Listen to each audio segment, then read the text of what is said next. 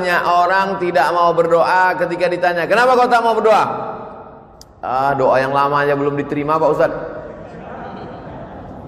Aku tidak tahu doaku itu dikabulkan Allah atau tidak, kata Umar bin Khattab. Aku tidak tahu doaku yang lama-lama itu dikabulkan Allah atau tidak, tapi aku terus berdoa. Kenapa? Karena doa adalah ibadah. Tapi pada prinsipnya semua doa itu dikabulkan Allah. Doa itu 3. Yang pertama, dikabulkan Allah cash seperti yang diminta. Misalnya saya doa minta teh manis. Misal saya doa minta teh manis, tiba-tiba datang teh manis. Itu berarti doa itu cash kan? Atau jenis yang kedua, doa minta teh manis, tiba-tiba dibuka air putih. Berarti menurut Allah, kalau kau banyak minum teh manis Abdul Somad tak bagus, nanti kau kena diabetes mellitus. Ustadz itu kalau ceramah lehernya panas. Leher yang panas kalau disiram air gula, pita suara itu rusak. Nanti kalau sudah tua bercakap tak bersuara lagi. Apa kabar? Makanya bagus minum air putih atau teh manis? Itu maka dikasih air putih. Jadi Ustaz ngomong teh manis tadi sekedar contoh aja. Kita kalau mau ngasih contoh itu yang dekat-dekat aja. Yang cerita mobil, nanti yang tak punya mobil sakit hati. Yang cerita pesawat, nanti orang yang tak naik pesawat sakit hati. Jangan bicara yang jauh-jauh, bicara yang dekat-dekat saja. Afala yanzuruna ilal ibili kaifa khuliqat? Mengapa mereka tidak melihat onta bagaimana diciptakan? Wa ilas sama'i kaifa rufi'at? Bagaimana langit diangkat, dinaikkan, ditinggikan? Kenapa dibagi contoh yang dekat-dekat? Onta. Karena begitu Nabi SAW buka mata bangun pagi yang nampaknya onta di Madinah. Begitu orang melihat ke atas langit yang nampaknya adalah langit, maka ngasih contoh itu yang dekat-dekat. Makanya Abdul Somad tadi ngasih berdoa minta, karena yang paling dekat dengan dia air. Ada pula doa itu adalah menolak bala. Sebetulnya bukan tidak dikabulkan Allah, dikabulkan Allah Ta'ala. Hanya saja tidak seperti yang diminta, tapi dijauhkan seperti itu bala. Yang mestinya hari itu dia sudah, misalnya ada orang minta kambing. Ya Allah, berikanlah aku seekor kambing, karena aku mau mengakikahkan anakku. Enggak ada tuh Pak Ustaz, saya dikabulkan doa saya minta kambing, buktinya saya tak dapat kambing. Sebetulnya Allah sudah jauhkan dia dari musibah sebesar kambing. Pagi itu sebetulnya waktu dia naik sepeda motor sudah menabrak kambing. Tak jadi dia nabrak kambing gara-gara doanya. Oleh sebab itu doa kita tiga kemungkinan. Yang pertama, langsung dapat seperti yang kita minta. Yang kedua, ditunda Allah sampai waktunya sesuai menurut ilmu Allah. Yang ketiga, dijauhkan dari bala senilai yang kita minta. Bisa dipahami? Oleh sebab itu maka jangan pernah berhenti berdoa. Ustaz Somad sebelum ke Lampung ini berdoa, setiap negeri yang mau saya datang itu saya berdoa supaya selamat pergi, selamat pulang, selamat hidup, selamat mati. Makanya kita selalu diminta doa selamat. Allahumma inna nas'aluka salamatan fiddin. Tapi sebagus-bagus doa itu kalau didahului salat sunat 2 rakaat. Mana yang paling bagus? Sebelum doa itu salat sunat dulu 2 rakaat. Salatnya apa Pak Ustaz? Ya terserah. Kalau kebetulan pagi salat duha, kalau kebetulan mau tidur malam salat witir. Tidak pagi tidak malam, salat sunat mutlak. Kalau terikat dengan sesuatu, salat sunat masuk masjid, salat sunat tahiyatul masjid, salat sunat malam, salat sunat tahajud. Salat sunat tidak terikat dengan apapun, salat sunat mutlak namanya. Usollinya usolli sunnatan. Usolli, saya salat sunat 2 rakaat karena Allah Subhanahu wa taala. Kalau ada hajat tertentu, usolli sunnatal hajat rakaataini lillahi taala. Setelah itu sama seperti salat tahiyatul masjid, habis selesai itu barulah berdoa kepada Allah. Mintalah kepada Allah. Yang kedua, doa itu diawali dengan selawat kepada Nabi sallallahu alaihi wasallam. A'udzubillahi minasyaitonirrajim. Bismillahirrahmanirrahim. Alhamdulillahi rabbil alamin. Wassalatu wassalamu ala asyrafil anbiya'i wal mursalin wa ala alihi wa sahbihi ajma'in. Doa kita tergantung-gantung antara langit dan bumi. tak diterima Allah Subhanahu wa taala kalau tidak dengan solawat. Saya tak percaya Ustaz Somad. Itu buktinya waktu sholat subuh. Sholat subuh itu tak ada selawatnya. Ada. Allahumma hdina fi man hadait, wa afina fi man afait, wa tawallana fi man tawallait, wa barik lana fi ma atait, wa qina bi rahmatika syarra ma qadait, fa innaka taqdi wa la yuqda alaik, wa innahu la yadhillu man walait, wa la ya'izzu man adait, tabarakta rabbana wa ta'alait, falakal hamdu ala ma qadait, nastaghfiruka wa natubu ilaik. Tetap di ujungnya ditutup dengan wa sallallahu ala sayyidina Muhammadin nabil ummi wa ala alihi wa sahbihi wa baraka wa sallam. Masjid doa subuhnya pakai kunut. Yang pakai kunut bagus, yang enggak pakai kunut pun bagus. Yang tak bagus yang tak salat subuh. Tak usah dipermasalahkan. Saya tadi sekedar nanya supaya contoh yang saya kasih itu connect. Salat sunat dulu bagus, diawali dengan salawat, berwudu. Iyalah Pak Ustaz, mestinya berwudu dulu baru salat sunat. Mana tahu habis salat sunat wudunya batal. Lalu kemudian dia tajdidul wudu namanya, memperbaharui wudu. Wudu ini bagus. Oleh sebab itu maka dia berwudu dulu bersih. Tapi ini bukan rukun, bukan syarat, bukan wajib. Berwudu ketika berdoa bukan rukun, bukan syarat, bukan wajib, tapi sunat.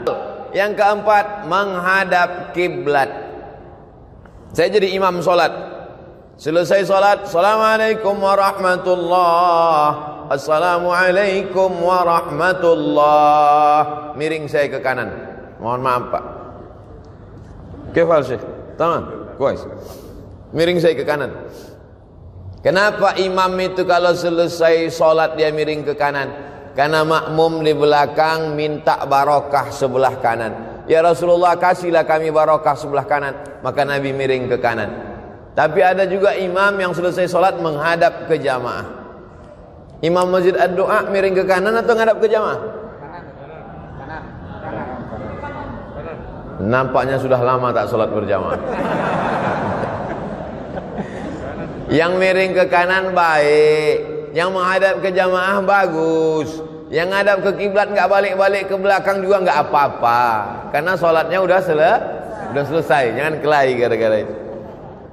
Nabi menghadap ke belakang, Nabi menghadap ke jamaah. Kenapa Nabi menghadap ke jamaah? Nabi mau inspeksi, memeriksa satu-satu. Asyahidun fulan, asyahidun fulan, asyahidun fulan. Mana si fulan, mana si fulan, kenapa tidak datang sholat berjamaah, kata Nabi. Nah, oleh sebab itu ini yang keempat, bahwa menghadap kiblat. Karena kiblat itu fawalli wajhaka syatral masjidil haram. Hadapkanlah arah wajahmu ke Masjidil Haram. Bukan Allah di dalam Ka'bah itu, na'udzubillah. Laisa kamitslihi syai'un. Allah tak sama dengan makhluk. Walam yakul lahu kufuwan ahad. Kenapa kalau salat itu menghadap ke arah kiblat? Karena kiblat itu qiblatud du'a. Karena kiblat arah Ka'bah itu adalah qiblatud du'a. Kiblatnya doa ke sana, maka kita berdoa ke sana. Tapi nanti kalau ada ustadz yang berdoa selesai acara berikut ini, mari kita aminkan doa yang akan dipandu oleh Al-Mukarram ustadz. Ustadznya menghadap ke jamaah. Bukan rukun, bukan syarat, bukan wajib. Kan nggak mungkin nanti saya baca doa jamaah sekalian saya menghadap. Tapi kalau dia menghadap kiblat, baik juga, baik, afdal. Tapi andai dia menghadap jamaah, bukan rukun, bukan syarat, bukan wajib. Kita berbicara tentang afdal berdoa. Yang kelima, kalau kita berdoa sendiri diaminkan oleh orang lain, maka yang berdoa diaminkan itu lebih afdal. Qad ujibat da'watukuma, doa kalian berdua dikabulkan Allah. Padahal yang berdoa satu orang. Yang berdoa itu Nabi Musa alaihissalam, tapi yang mengaminkannya Nabi Harun. Rabbi shrahli sadri, lapangkan dadaku. Wa yassirli amri, mudahkan urusanku. Wahlul 'uqdatam min lisani, hilangkan sesuatu yang mengganggu lidahku. yafqahu qawli, supaya aku bicara orang lain faham. Saya sudah bicara 27 menit, dimulai jam 4, sekarang jam 4:27 menit. Paham tak jamaah selama saya bicara 27 menit nih? Rabbi shrah li sadri wa yassir li amri wahlul 'uqdatam min lisani yafqahu qawli waj'al li waziran min ahli. Jadikanlah untukku seorang penolong, Haruna akhi, Nabi Harun yang menyelamatkan, menolong aku menghadapi Bani Israel ya Allah. Nabi Harun mengaminkan, amin. Ini sekarang banyak orang berdoa, yang lain tak ada mengaminkan. Allahumma inna nas'aluka salamatan fid din wa afiyatan fil jasad wa ziyadatan fil ilmi wa barakatan fil rizqi wa taubatan qabla al maut. Yang lain diam aja, terserah kau lah mau kabul mau tidak. Nah, jadi kita menyebutkan amin. Amin artinya kabulkanlah ya Allah. Itulah mengapa selesai baca Al-Fatihah amin, karena Al-Fatihah itu setengahnya pujian, setengahnya doa. Bismillahirrahmanirrahim, pujian. Alhamdulillahirabbil alamin, pujian. Ar-Rahmanirrahim, pujian. Maliki yaumiddin, pujian. Nah, masuk ayat yang kelima, setengahnya pujian, setengahnya doa. Iyyaka na'budu wa iyyaka nasta'in. Kepada Engkau kami menyembah, kepada Engkau kami minta. Minta apa? Ihdinas siratal mustaqim. Tunjukkan kami jalan yang lurus. Jalan yang mana? Siratal ladzina an'amta 'alaihim. Jalan yang pernah kau berikan kepada 4 orang. Minan nabiyyin was-siddiqin wasyuhada was-salihin. Tapi bukan jalan yang kau berikan kepada 2 orang. Ghairil maghdubi alaihim waladdallin.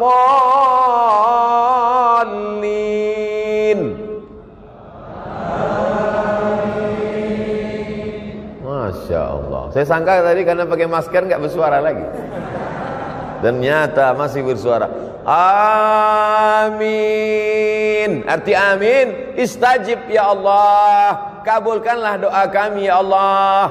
Makanya kalau ada orang berdoa itu kita katakan amin. Yang keenam, dianjurkan sebelum berdoa itu puji-pujian.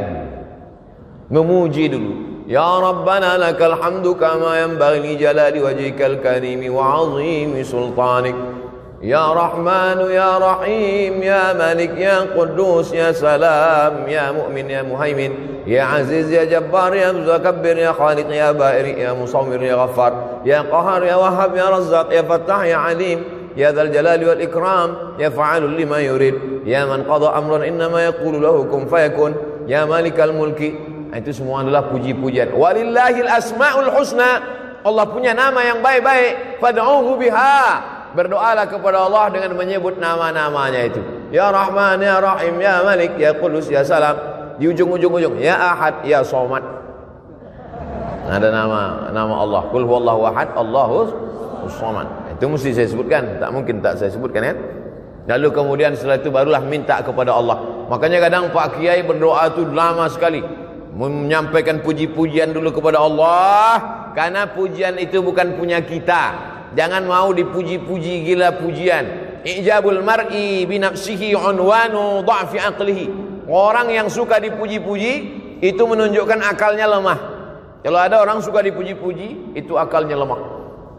Sejak Bapak Kades menjadi Kades, desa ini menjadi desa. Apa ini puji-puji? Oleh sebab itu jangan mau gila dipuji-puji.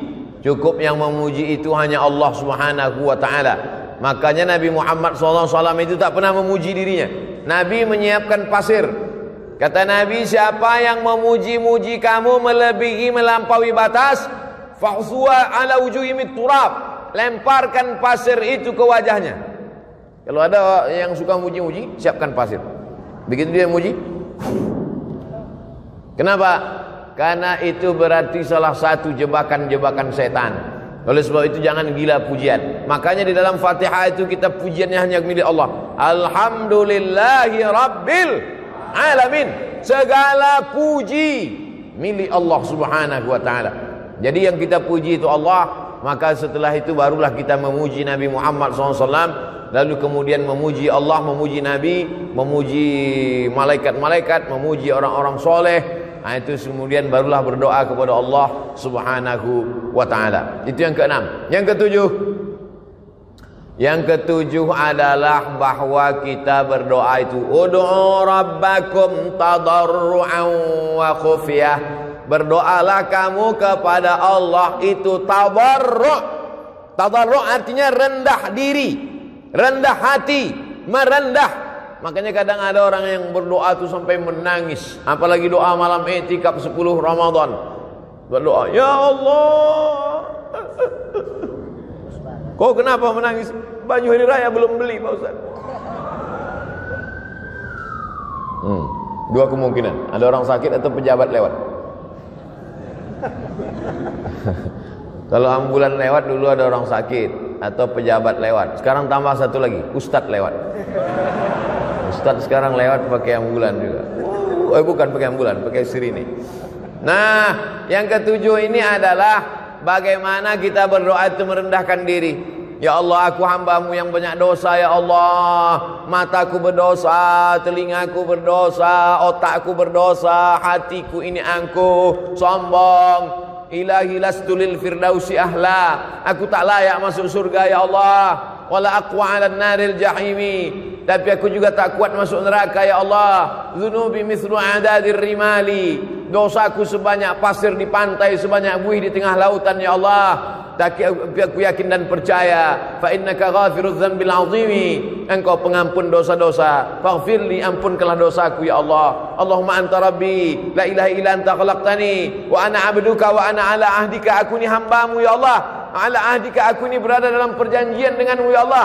Wa wa'dika mastata'tu. A'udzubika min syarri ma sana'tu. Abu'u laka bi ni'matika 'alayya. Aku datang membawa nikmat, nikmat mata, nikmat telinga, nikmat sehat, nikmat suara, nikmat badan, nikmat otak, nikmat jantung, nikmat hati, nikmat buah pinggang, nikmat paru-paru.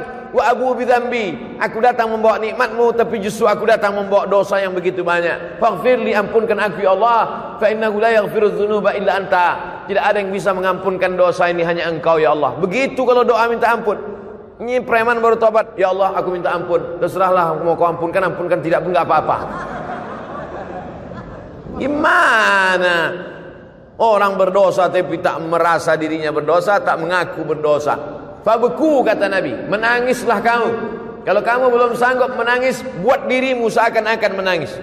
Oleh sebab itu maka buat diri kita ini merasa rendah, merasa hina, merasa tak ada apa-apa, merasa kita akan mati, merasa kita akan masuk ke liang lahat dijepit oleh tanah, merasa amal kita tak bisa menolong kita. Oleh sebab itu maka ketika kita sedang merasa diri kita rendah, man tawadha'a lillah, siapa yang merendahkan dirinya karena Allah, illa rafa'ahu Allah, maka Allah akan mengangkat derajat dia, insyaallah. Ini semua jamaah yang merendahkan diri di bawah ini akan diangkat Allah derajatnya. Yang di atas ini udah diangkat. Yang di atas sudah diangkat. Anak-anak muda ini soleh-soleh semua, insyaallah. Ibu-ibu ini solihah-solihah semua, insyaallah.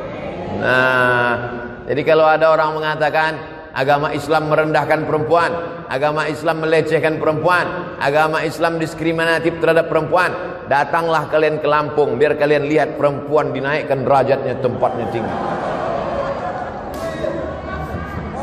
Entah naik derajat, entah lambat datang, wallahu a'lam. Tapi insyaallah baik-baik. Karena ibu yang solehah-solehah inilah maka anak-anaknya soleh-soleh semua. Betul?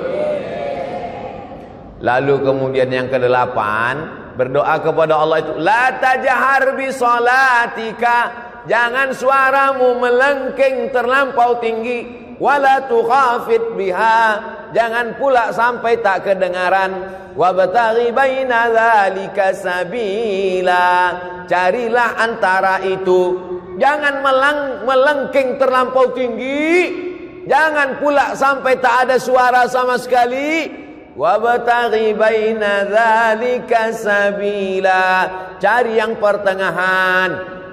Berdoa pertengahan. Ini kadang ada orang berdoa sampai tak kedengaran sama sekali.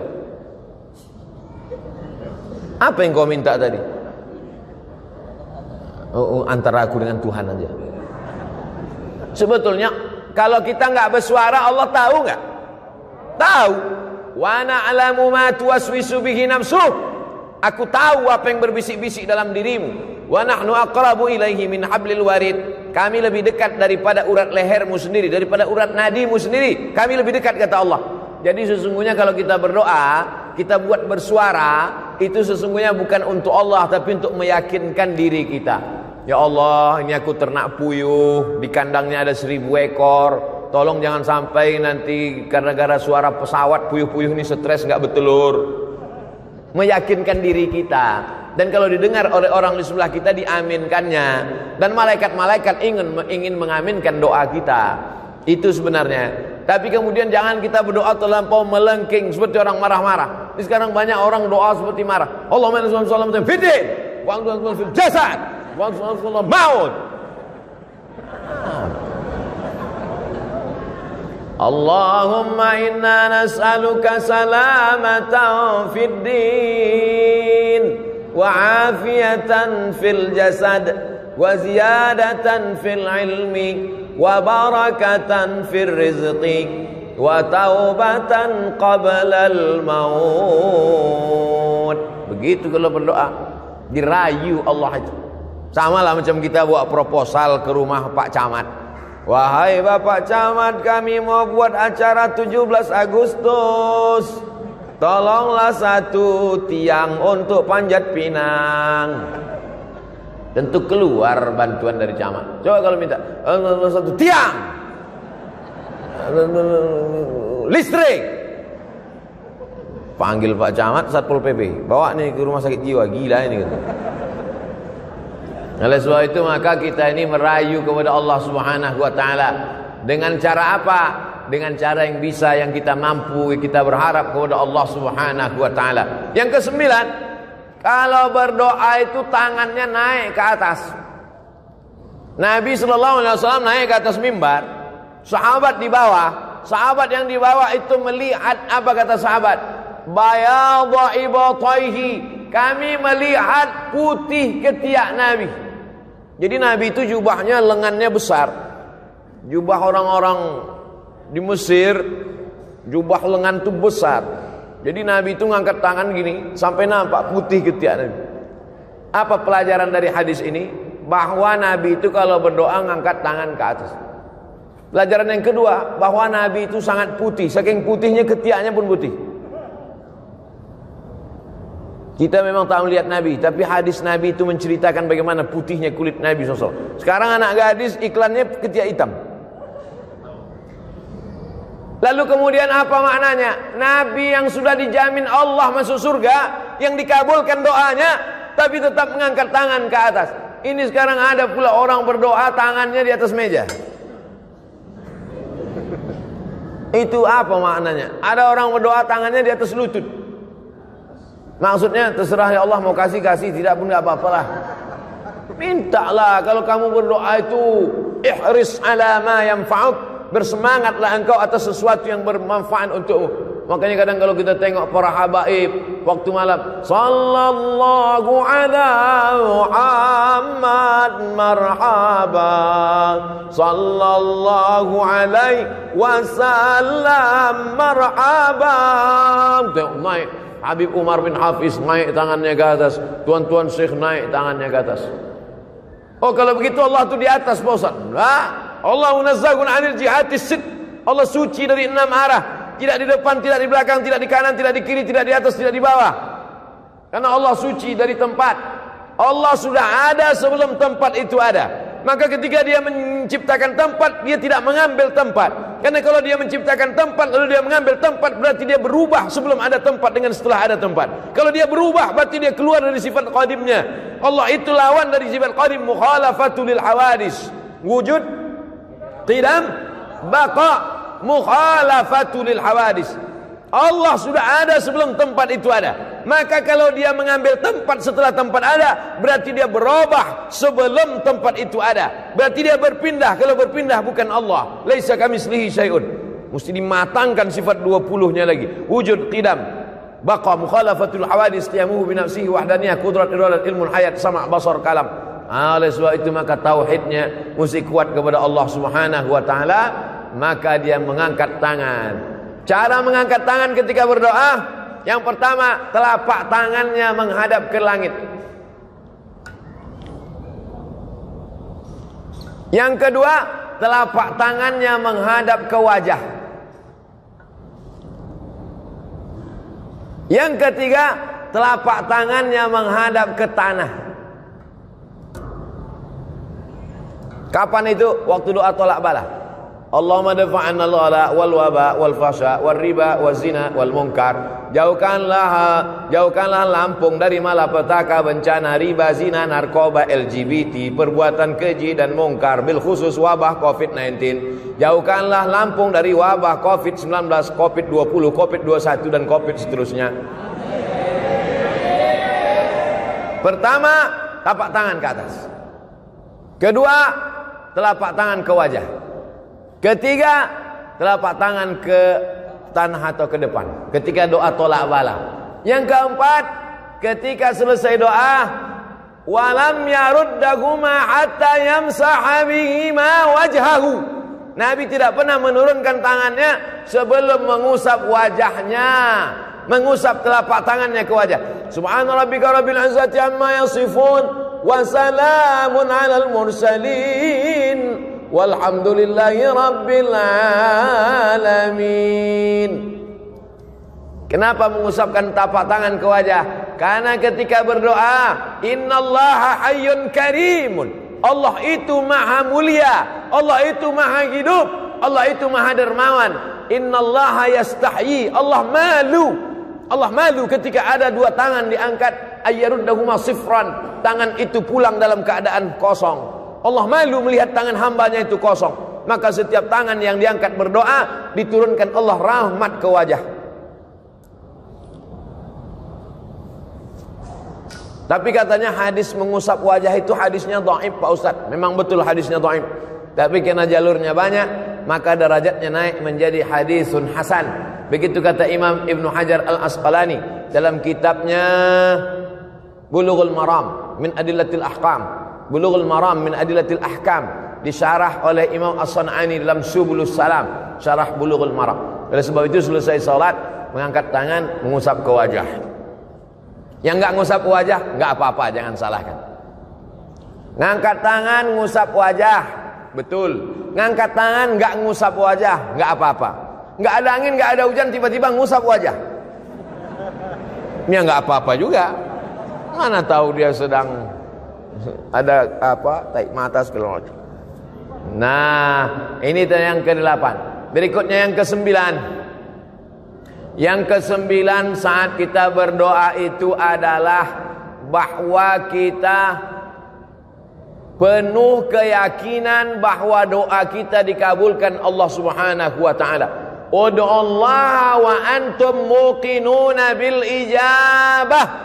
Berdoalah kamu kepada Allah wa antum muqinun, bahwa kamu yakin seyakin-yakinnya bahwa doa kamu dikabulkan Allah Subhanahu wa taala.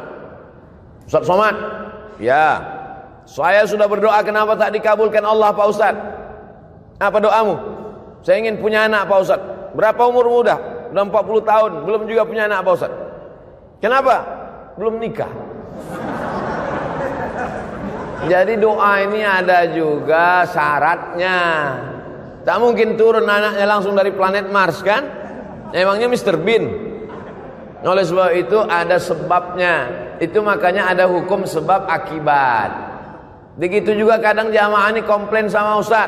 Kenapa doa saya nggak dikabulkan Pak Ustaz?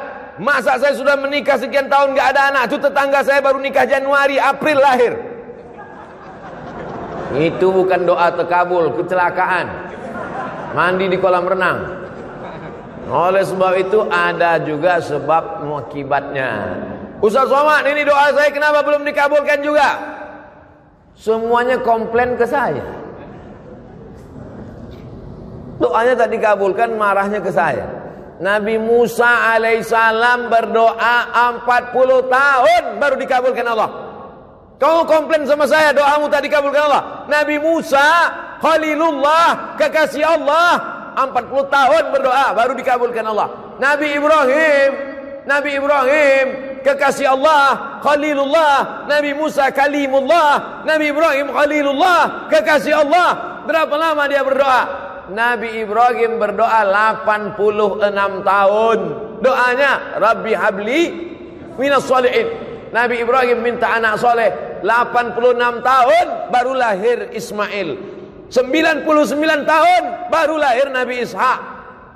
Nabi Muhammad SAW berdoa minta pindah arah kiblat. Dulu arah kiblat itu ke Baitul Maqdis. 18 bulan, 17 bulan, 18 bulan baru turun ayat, fawalli wajhaka syatral masjidil haram. Nabi Musa 40 tahun, Nabi Ibrahim 86 tahun, Nabi Muhammad 17 bulan. Kau berdoa kapan? Baru 2 hari yang lalu Pak Ustaz. Memangnya kau siapa? Jadi kita ini belum ada apa-apanya.